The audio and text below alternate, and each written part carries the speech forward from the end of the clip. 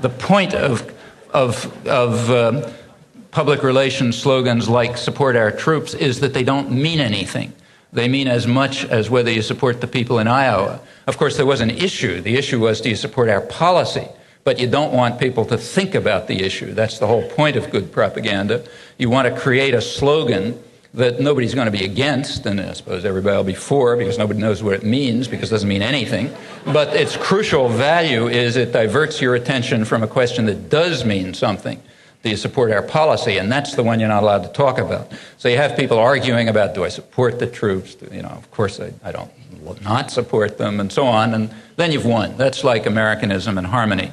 We're all together, empty slogans. Let's somehow join in them. Let's make sure that we don't have these bad people around who disrupt all of our harmony with their talk about class struggle and their rights and that sort of business. Well, that's all very effective. It runs right up to today. And, of course, it is carefully thought out. The people in the public relations industry aren't there for the fun of it. They're doing work. They're trying to instill the right values.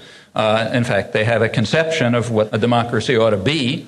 It ought to be a system in which the specialized class are trained in order to do their work for the service of the masters, and the rest of the population ought to be deprived of any form of organization, because organization just causes trouble. They ought to be sitting alone in front of the television set and having drilled into their heads daily the message which says the only value in life is to have more commodities, or to live like that rich middle-class family you're watching, and to have nice values like harmony and Americanism. And that's all there is in life. You may think in your own head that there's got to be something more in life than this, but since you're watching the tube alone, you assume I must be crazy because that's all that's going on over there. And since there is no organization permitted, that's absolutely crucial. You never have a way of finding out whether you're crazy, and you just assume it because it's the natural thing to assume. So that's the ideal. And great efforts are made into trying to achieve that ideal, and there is a certain conception of democracy behind it. The conception of democracy is the one that I mentioned. The bewildered herd are a problem. We've got to prevent their rage and trampling. We've got to distract them. They should be watching the Super Bowl or sitcoms or, violent movies or something. Every once in a while you call on them to chant meaningless slogans like "support our troops," and you got to keep them pretty scared, because unless they're scared properly and frightened of all kind of devils that are going to destroy them from outside, or inside or somewhere, they may start to think, which is very dangerous because they're not competent to think.